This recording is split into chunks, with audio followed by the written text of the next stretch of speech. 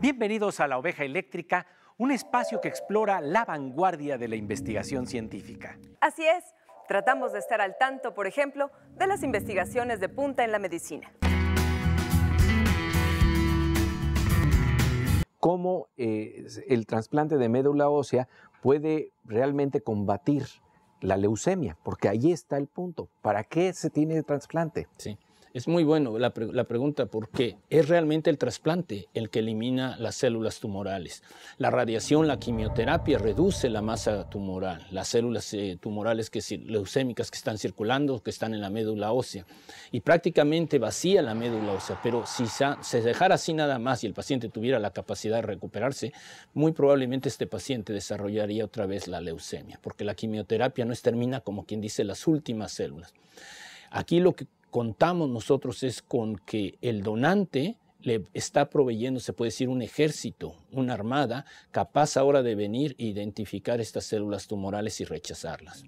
Hay varias modalidades de trasplante de donantes. El donante puede ser relacionado, puede ser incluso autólogo, donde se sacan células del mismo paciente y se puede decir, se purgan.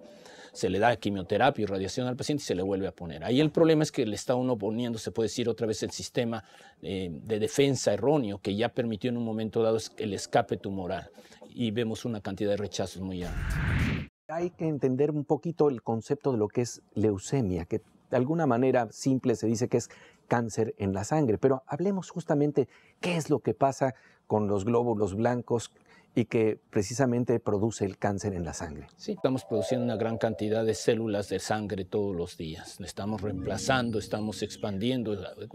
Tenemos glóbulos rojos que se están produciendo en base, por ejemplo, a cambios en la oxigenación y todo. Mantenemos un número constante de ellos. También tenemos glóbulos blancos que nos previenen contra infecciones. Tenemos diferentes subtipos de ellos, algunos que son los que llamamos granulocitos, que permiten controlar bacterias, y otros que son como los linfocitos, que pueden producir anticuerpos o pueden producir respuesta incluso de las células contra virus o contra infecciones. Y con ellos nos defendemos, se puede decir, todo el tiempo. De alguna manera, algunas de estas células adquieren una serie de mutaciones.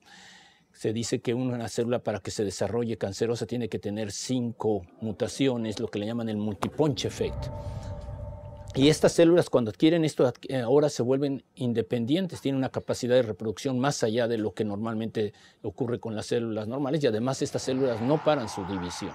Entonces estas células adquieren una división a fase tempranas, además son células grandes, no las mismas diferenciadas terminales que tenemos, y estas células generalmente empiezan a invadir y empiezan a desplazar los tejidos o las células normales, de tal manera que un paciente con leucemia va a tener una gran cantidad de células circulantes anormales, pero además en la médula ósea donde están estas células reproduciendo, las células madres, ahora son desplazadas, de tal manera que el paciente, aunque tiene muchas células, estas son anormales, pero no tiene las normales, no tiene linfocitos, no tiene plaquetas, no tiene glóbulos rojos, y el paciente pues se encuentra anémico, tiene infecciones frecuentes, y es como nos damos cuenta, generalmente un paciente viene a la clínica porque ha desarrollado una infección, y en el momento en que uno toma la muestra encuentra uno que estas células grandes, estos blastos que le llamamos, están ahí. Y entonces es el problema. En ese momento este paciente cambia su vida. No hay experiencia más difícil como médico cuando tiene uno, por ejemplo, una niña de 5 años enfrente con la familia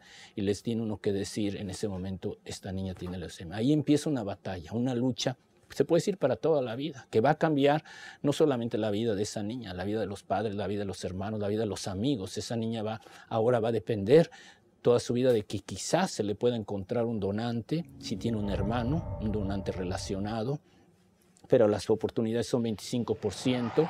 Ahora, gracias a lo que inició Shirley Nolan, el Anthony Nolan, por ejemplo, tenemos 600,000 donantes registrados, gente joven, voluntaria, dispuesta a donar, pero también en el mundo, gracias a lo que Shirley Nolan inició, ahora hay 25 millones de donantes. Y sin embargo, aún con todos ellos, lamentablemente no se encuentra más que la mitad de las búsquedas que tenemos. Y sobre todo, por ejemplo, para países como México, donde la mayoría de estos paneles, donde estos 25 millones de donantes, pues proceden de países como Estados Unidos, como Inglaterra, como Holanda, como Francia.